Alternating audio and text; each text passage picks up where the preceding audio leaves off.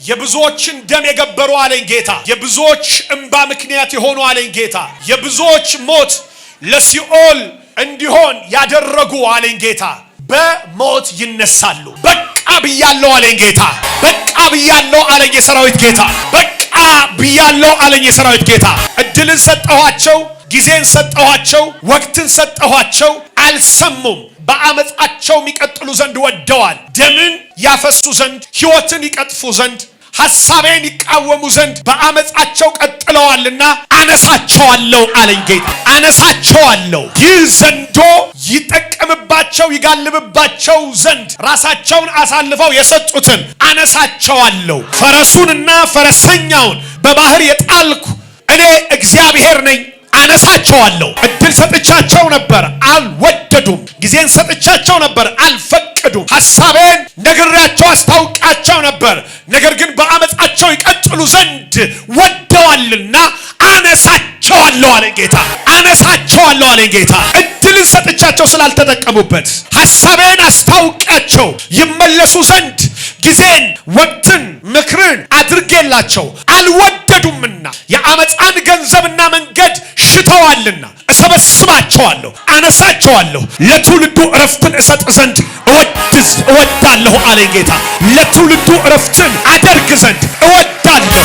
የማታስቧቸው ሰዎች ይነሳሉ።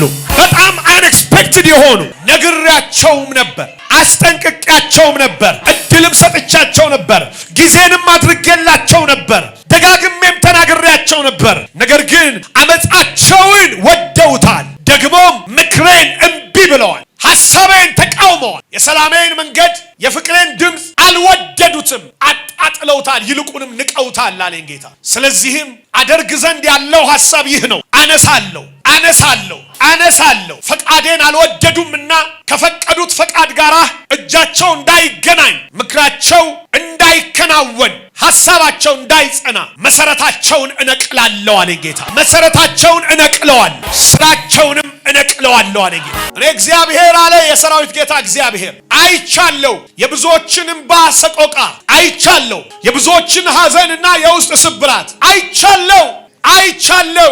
እፈርድም ዘንድ እጄ ተነሳች፣ እፈርድም ዘንድ እጄ ተነሳች። የሰጠኋቸው እድል ጊዜ ለነርሱ ይበልጡንም ያላግጡ፣ ያሾፉ፣ ይሳደቡበት ዘንድ አድርገውታልና አሁን እጄ ተነስታለች፣ ይመልሳትም ዘንድ የሚችል የለም። የብዙዎች እንባ ይታበሳል። የብዙዎች እናቶች ሐዘንና የልብ ስብራት ይጠገን ዘንድ ጊዜው ነው አለኝ ጌታ። እረፍትን አደርግ ዘንድ ተነስቻለሁ። ምክሬና ሐሳቤ ያለባቸውን እስባለሁ። ውዴታዬን ይፈጽሙ ዘንድ የተሰበረ ልብ የቀና መንፈስ ያላቸውን እስባለሁ፣ አመጣለሁ፣ ደግሞም ስፍራንም እሰጣቸዋለሁ አለ ጌታ። አትናወጡ አለ ጌታ፣ አትፍሩ አለ። በጣም ጊዜው እንደደረሰ ባወቀ ጊዜ ዲያብሎስ በታላቅ ቁጣ እንደተነሳ መጨረሻውን ስራቸውን ያደርጉ ዘንድ የመጨረሻ አቅማቸውን ይገልጡ ዘንድ ፈቃዳቸውን ከሰጡት ከክፉ ፈቃዳቸውና ልባቸውን ከሰጡት ከአመፃው ኃይል ጋራ የመጨረሻውን አቅማቸውን የመጨረሻውን ስራቸውን ይገልጡ ዘንድ ተዘጋጅተዋል። ብዙዎች ያልቁ ዘንድ፣ ብዙዎች ይሰበሩ፣ ብዙዎች ደማቸው ይፈስ ዘንድ፣ ብዙዎች ይበተኑ ዘንድ ይህንን ድግስ ደግሰዋል። አትሸበሩ፣ እኔ ስራዬን እሰራለሁ። በዚህ ውስጥ ፈቃዴን እፈጽማለሁ። በዚህ ውስጥ የማድነውን አድናለሁ፣ የማነሳውን አነሳለሁ፣ ስፍራዬን ለምሰጠው ስፍራ እሰጣለሁ። ይህ የሚሆነው ማን ምን እንደሆነ አሳይ ዘንድ ነው። በዚህ ውስጥ ምክሬ ትገዛለች፣ ሐሳቤም ትጸናለች አለ ጌታ። አንድ ነገር ልንገራችሁ። በአንድ ሰፈር ላይ በቀደም አንድ ቴሌቪዥን ጣቢያ ላይ ስናገረው ነበር። አንድ ሰፈር ላይ በጣም ከፍተኛ የሆነ የእሳት ቃጠሎ ይሆናል። አንድ አርቲክል ሳነብ ያገኘሁት ነው። እና የእሳት ቃጠሎ ሆኖ ደግሞ አንድ ኩሬ ውስጥ ደግሞ ያሉ ሁለት እንቁራሪቶች ያንን የእሳት ቃጠሎ ይመለከታሉ። አንደኛዋ እንቁራሪት ትነሳና ለጓደኛዋ እዛ ሰፈር ቤት እየነደደ ነው እያለች ትሳለቃለች። እዛ ሰፈር ቤት እየተቃጠለ ነው፣ እነዚህ ሰው የሚባሉት ቤታቸው እየተቃጠለ ነው እያለች ትሳለቃለች።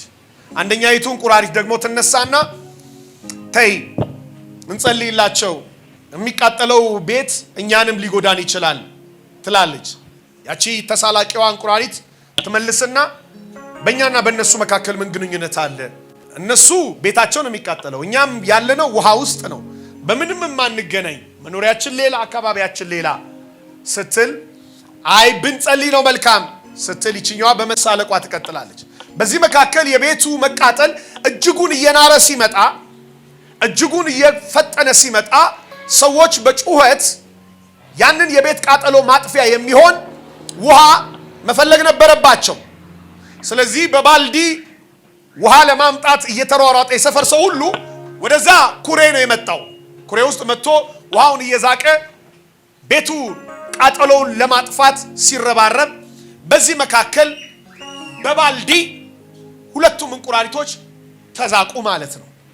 ተዝቀው የት ነው የተወረወሩት? እሳት ውስጥ ነው የተወረወሩት። እና እዛ ሰፈር ነው የምንለው ነገር የለም። የነከሌ ነው የሚባል ነገር የለም። እኔ ጋር አይመጣም የሚባል ነገር የለም። ሰው ያልገባው አቀጣጣዩም እንደሚቃጠል አልገባው። ረባሹ እሱም እንደሚረበሽ አልገባው። ተዋጊው እሱም እንደሚወጋ አልገባው። አፍራሹ እሱም እንደሚፈርስ አልገባው። እግዚአብሔር መንቃትን ሊያደርግ ያስፈልጋል። አየው፣ ተሳዳቢው እሱም እንደሚሰደብ አልገባው። ገዳዩ እሱም እንደሚሞት አልገባው። የሰላም እሴቶች ግንባታ የሚል አንድ ጽሑፍ በማቀርብበት ወቅት ለአንዱ ሰው ጠይቄው ነበረ። የሰላም ዋጋው ስንት ነው ብዬ ስጠይቀው ያሾፈብኝን ነገር በህይወት ያረሳው። የሰላም ዋጋው ስንት ነው ስለው በጥቁር ነው ወይንስ በዋናው ገበያ ብሎ አሾፈብኝ። በሚቀጥሉት ጊዜያቶች ውስጥ ግን ቤተሰቡ በጦርነት ምክንያት አታክድ ሆኖ ተጎድቶ ካሲያ አለኝ ያኔ ያሾፍኩብህ ነገር አሁን ገብቶኛል እና ያኔ ምንም ነገር የሚደርስብኝ አልመሰለኝም ነበር፣ አሁን ግን ገብቶኛል። አየው፣ እዛ ሰፈር ያለ እሳት አንተም ጋር አለ። እዛ ሰፈር ያለ ጦርነት አንተም ቤት ውስጥ ይመጣል። አሁን ነው መጸለይ ያለብህ። ልትተጋ ያስፈልግሃል። ልትጸልይ ልትማልድ ያስፈልግሃል። ሰፈር ቆጥረህ እንዳትጸልይ። ሰፈር ቆጥረሽ ዘር ቆጥረሽ አትጸልይ። ለሁሉ ጸልይ። ለፖለቲከኛው ጸልይ፣ ለሃይማኖተኛው ጸልይ። አየው፣ ለእያንዳንዱ ብሔር ስም ጠርተህ ጸልይ። ሰፈር ቆጥራ እንዳትጸልይ፣ እንደ አማኝ ጸልይ። ያንን ማድረግ ስትችል ነው እውነተኛ ክርስቲያን የምትሆነው። ያንን ማድረግ ስትችሉ ነው እውነተኛ አማኝነታችሁ፣ እውነተኛ ጸሎታችሁም እውነተኛ የሚሆን። ቀኖቹ ክፎች ስለሆኑ ዘመኑን ዋጁ። መዋጀት ማለት መግዛት፣ መቆጣጠር፣ በማንኛውም አጋጣሚ ተጠቀሙ ነው። ያንዳንዳችን የምንኖርበት ዘመን፣ የምንኖርበት ዓመት፣ የምንኖርበት ወር፣ የምንኖርበት ቀናትን እንዴት አድርገን መኖር እንዳለብን፣ ማገልገል እንዳለብን በዛሬው ቀን እንማራለን። ዘመኑን ዋጁት ሲል ክፉን ዘመን ነው። ሉቃስ ምዕራፍ 17 ላይ ከቁጥር 26 እስከ 30 ድረስ ያለውን በጌታ ስም አነባለሁ። በኖህ ዘመን እንደሆነው በሰው ልጅ ዘመንም ደግሞ እንዲሁ ይሆናል። ኖህ ወደ መርከብ እስከገባበት ቀን ድረስ ይበሉና ይጠጡ፣ ያገቡና ይጋቡ ነበረ። የጥፋት ውሃም መጣ፣ ሁሉንም አጠፋ። እንዲሁ በሎጥ ዘመን እንደሆነ ይበሉ ይጠጡም፣ ይገዙም፣ ይሸጡም፣ ይተክሉም፣ ቤትም ይሰሩ ነበር። ሎጥ ከሰዶም በወጣበት ቀን ግን ከሰማይ እሳትና ዲን ዘነበ፣ ሁሉንም አጠፋ። የሰው ልጅ በሚመጣበት ዘመን እንዲሁ ይሆናል ይላል። በሎጥና በኖህ ዘመን እንዴት ነበረ የሰዎቹ አኗኗርና ህይወት ብንል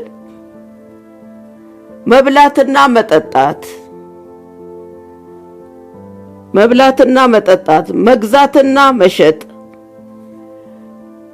እንዲሁም ደግሞ ቤትን ይሰሩ ነበር። የግብርና ስራም እየሰሩ ነበር ያሉት። እነዚህን ሁሉ መስራቱ ኃጢአት አይደለም፣ ወንጀል አይደለም። ሐሳባቸው ግን ምድራዊ መሆኑ ነው የከፋው። ምሳሌ 9:10 ላይ የጥበብ ሁሉ መጀመሪያ እግዚአብሔርን መፍራት ነው፣ ቅዱሱንም ማወቅ ማስተዋል ነው ይላል። እነዚህ ሰዎች እግዚአብሔርን መርሳታቸው ነው። እግዚአብሔርን መፍራት የሚገባውን አምላክ አልፈሩትም። ከዚህ የተነሳ በትዳር መካከል ፍቺ በዝቷል። በነጋዴዎች መካከል ማታለል አለ። የሰው ሐሳብ ሁሉ ለሚበላውና ለሚጠጣው ኃላፊ በሆነው ተይዟል። በሎጥ ዘመን ዘፍጥረት 19:4-5 ከትንሹ ጀምሮ እስከ ትልቁ ድረስ በግብረ ሰዶም መንፈስ የተያዙ ነበሩ። የቅድስና ሕይወት የለም።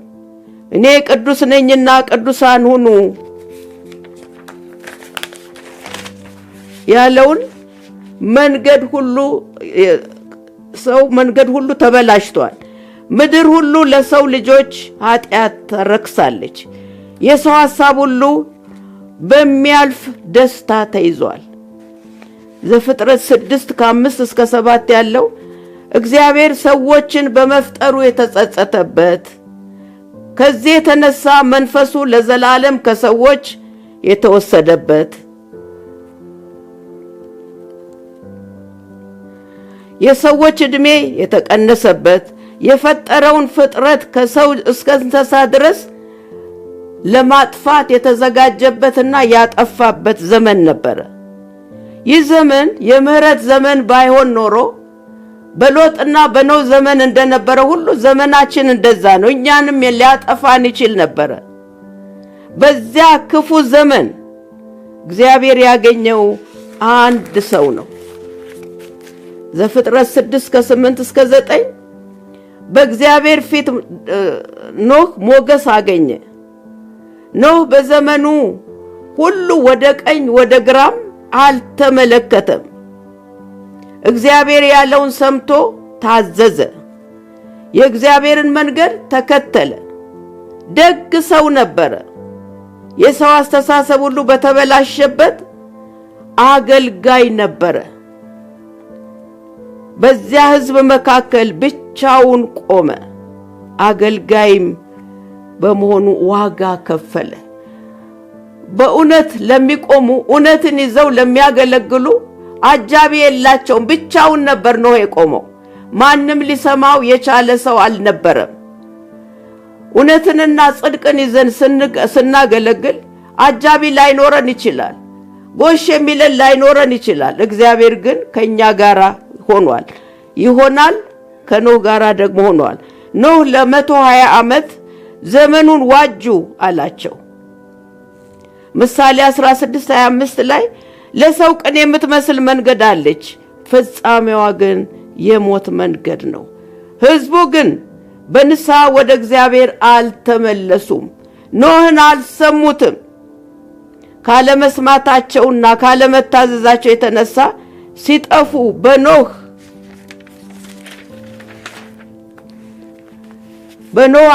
አማካይነት ወደ መርከቡ የገቡት ሊድኑ ችለዋል። እኛም ያለንበት ዘመን እንደ ኖህና እንደ ሎጥ ዘመን ያለን። ይህ ዘመን የምህረት ዘመን ባይሆን ኖሮ እኛም ልንጠፋ እንችል ነበር። ክፉ ስለሆነው ገዝቶ አሸንፎ ለመኖር ከዘመኑ ክፋት ለማምለጥ ወደ ጌታ መምጣት ነው። ወደ መርከቡ ገብተው ያመለጡ ሰዎች እኛም ደግሞ ማምለጫችን ዛሬ መርከብ ሳይሆን ጌታ ኢየሱስ ክርስቶስ ነው።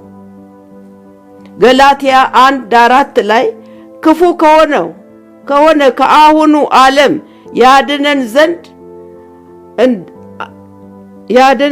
እንደ አምላካችንና እንደ አባታችን ፈቃድ ስለ ኃጢአታችን ራሱን ሰጠ።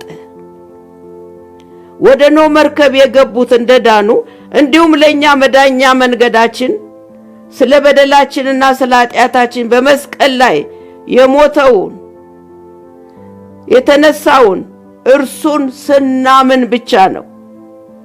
ያለበለዚያ የሚጠብቀን ለኛም የዘላለም ሞትና የዘላለም ፍርድ ነው። ያለንበት ዘመን ምን ይመስላል? የሰው አስተሳሰብ የተበላሸበት፣ መደማመጥና መቀባበል የሌለበት፣ የልብ አንድነት የጠፋበት፣ አንዱ ሌላውን እየገፋ ያለበት፣ ከወንድሜ ይልቅ እኔ እሻላለሁ የምንልበት ዘመን ላይ ነን። በተለያየ መንገድ ቃሉን እንሰማለን። ዕብራውያን 3:15 ላይ ዛሬ ድምፁን ብትሰሙ በማስመረር እንደሆነ ልባችሁን እልከኛ አታድርጉ። ኢዮብ 33:14 ላይ እግዚአብሔር በአንድ መንገድ በሌላም ይናገራል፣ ሰው ግን አያስተውልም። ሁለተኛው ሐሳብ ስለ ሐዋርያው ጳውሎስ ነው። ሐዋርያው ጳውሎስ ለጢሞቴዎስ በእግዚአብሔር ቤት የምታገለግል ጢሞቴዎስ ሆይ ዘመኑን ዋጅ፣ ዘመኑን ግዛ፣ ዘመኑ ምን አይነት እንደሆነ መርምር ይላል። ዘመኑ ምን አይነት ነበረ? ሁለተኛ ጢሞቴዎስ 3:1-5 ዘመኑ ራስን መውደድ። ማንም ሰው ራሱን ሊጠላ አይችልም። ነገር ግን ባልንጀራችንን እንደራሳችን ያለ መውደዳችን ነው። ለኛ ሊደረግ የሚገባውን ለወንድሞቻችን ያለ ማድረጋችን ነው። ገንዘብን መውደድ ነበረ። ገንዘብ አይጠላም። ገንዘብ ከሌለ ምንም ነገር ማድረግ አንችልም። ገንዘብ ግን ማቴዎስ 6:24 ላይ ለሁለት ጌቶች መገዛት የሚቻለው ማንም የለም ይላል።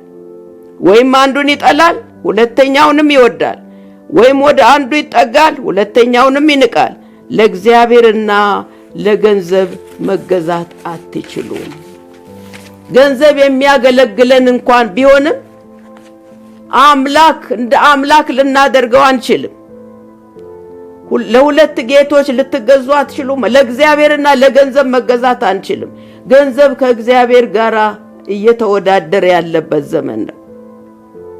አንደኛ ጢሞቴዎስ 6:6-10 ድረስ ኑሮዬ ይበቃኛል ለሚለው ግን እግዚአብሔርን መምሰል እጅግ ማትረፊያ ነው። ወደ ዓለም ምንም እንኳን አላመጣንምና አንዳችም ልንወስድ አይቻለንም። ምግብና ልብስ ከኖረን ግን እርሱ ይበቃናል። ዳሩ ግን ባለጠጎች ሊሆኑ የሚፈልጉ በጥፋትና በመፍረስ ሰዎችንም በሚያሰጥምና በሚያሰንፍ በሚጎዳም በብዙ ምኞትና በፈተና በወጥመድም ይወድቃሉ። ቁጥር 10 ላይ ገንዘብን መውደድ የክፋት ሁሉ ስር ነው ይላል። ወደዚህ ዓለም ስንመጣ ምንም ይዘን የመጣነው ነገር የለም። ወደዛም ስንሄድ ደግሞ ይዘነው የምንሄደው ምንም ነገር የለንም። ባለቤቴ አንድ የሚወዳት ሰዓት ነበረች። ወደ ጌታ በሚሄድበት ሰዓት እሷን እንኳን ይዞ አልሄድም። ስለዚህ ዛሬ እንደዚህ የምንገዳደልበት ገንዘብ እዚሁ ጥለነው ነው የምንሄደው። ስለዚህ ኑሮዬ ይበቃኛል ማለት እጅግ ማትረፊያ ነው ይላልና ወገኖቼ ባለን ነገር እግዚአብሔርን እናክብር፣ ባለን ነገር እግዚአብሔርን እናመስግን። ገንዘብን ጣዖት አናድርገው። ሌላው ከሃይማኖት ተሳስተው በብዙ ጥፋት ራሳቸውን ወጉ ይላል። ለምን? ገንዘብን ከመፈለግ የተነሳ እምነትን እንኳን የሚያስጥል ሆኗል። ዛሬ ገንዘብ ሰው በገንዘብ ምክንያት አብረው የሚያገለግል ተለያይቷል። ገንዘብን መውደድ የክፋት ሁሉ ስር ነው ይላል። ስለዚህ ገንዘብን እንጠላለን ማለት ገንዘብ አስፈላጊ ነው፣ ግን ገንዘብን ልናመልከው ገንዘብን እንደ ዋና ነገር አድርገነው ሌሎችን ልንጠላ አይገባንም። ሶስተኛው ትምክህት ይላል። በሁኔታዎች ሲሳኩልን መመካት አይገባንም። የእግዚአብሔር ቃል ምን ይላል? ኤርምያስ 9:23-24 ድረስ ጠቢብ በጥበቡ አይመካ፣ ኃያልም በኃይሉ አይመካ፣ ባለጠጋም በብልጥግናው አይመካ። ነገር ግን የሚመካ ምሕረትንና ፍርድን ጽድቅንም በምድር ላይ የማደርግ እኔ እግዚአብሔር መሆኔን በማወቁና በማስተዋሉ ይመካ። ደስ የሚያሰኙኝ እነዚህ ናቸውና ይላል። ዛሬ የምንመካበት ነገር ምን አለን ወገኖቼ? ልንመካ የሚገባን በጌታ ብቻ ነው። ሁሉ ባለው አምላክ ብቻ ነው ልንመካ የሚገባን። ስለዚህ ትዕቢተኞች ይላል። ትዕቢተኞች ሁኔታዎች ለጊዜው ሲሳኩልን ማመስገን ሲገባን መኩራራት የለብንም። ሁሉን አውቃለሁ በማለት ሌሎችን በመናቅ ከሌላው መስማትና ምክር ያለ መፈለግ እንደዚህ ካሉት ተጠበቅ፣ ዘመኑን ዋጅ ይላል። ተሳዳቢዎች፣ ለወላጆቻቸው የማይታዘዙ፣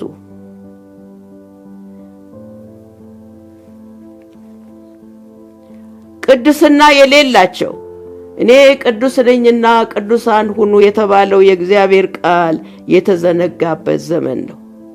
ፍቅር የሌላቸው ይላል። የክርስቲያን መታወቂያው ፍቅር ነው። ዮሐንስ 13 ከ34 እስከ 35 እርስ በርሳችሁ ትዋደዱ ዘንድ እንደወደድኳችሁ እናንተ ደግሞ እርስ በርሳችሁ ትዋደዱ ዘንድ አዲስ ትእዛዝ እሰጣችኋለሁ። እርስ በርሳችሁ ፍቅር ቢኖራችሁ ደቀ መዛሙርቴ እንደሆናችሁ ሰዎች ሁሉ በዚህ ያውቃሉ። ዛሬ መታወቂያችን የት ነው ያለው? ከማምኑ ሰዎች የተሻል አልሆንም።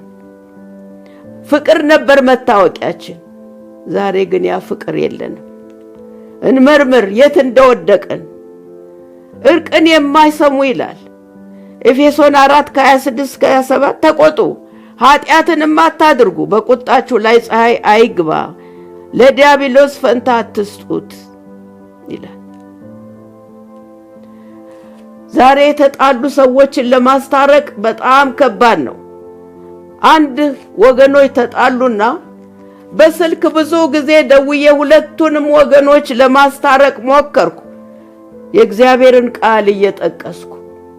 እንደገና ደግሞ ያልሆን ሲለኝ በአካል አጠገባቸው ተገኝቼ በብዙ መንገድ መከርኳቸው። የእግዚአብሔር ቤተሰቦች ናቸው፣ እግዚአብሔርን የሚያመልኩ ናቸው፣ እግዚአብሔርን የሚያገለግሉ ናቸው።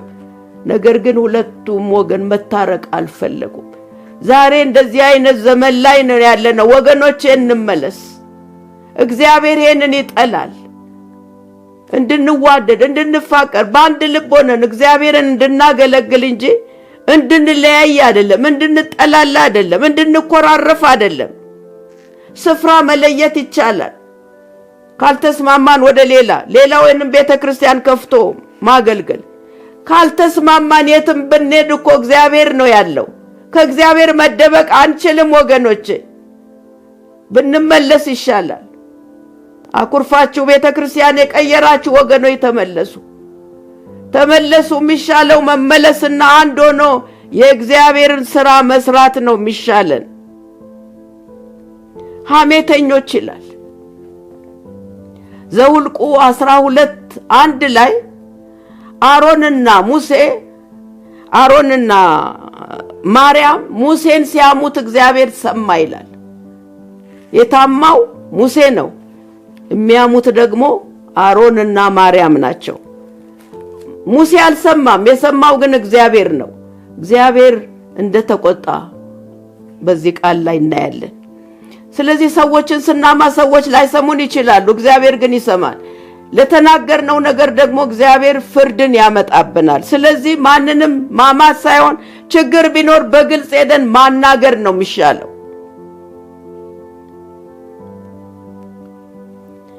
ራሳቸውን የማይገዙ ጨካኞች፣ መልካም የሆነውን የማይወዱ ከዳተኞች፣ ችኩሎች፣ በትዕቢት የተነፉ ከእግዚአብሔር ይልቅ ተድላን የሚወዱ ይሆናሉ ይላል። እውነተኛ አምልኮ ያላቸው ይመስላሉ፣ ኃይሉን ግን ክደዋል። አንተ ግን ከእንደነዚህ አይነቱ ራቅ ይለዋል ሐዋርያው ጳውሎስ ጢሞቴዎስን። ልንዘምር እንችላለን፣ ልንሰብክ እንችላለን፣ የቤተ ክርስቲያን መሪ ልንሆን እንችላለን። ነገር ግን እግዚአብሔር ይህንን አይፈልገው።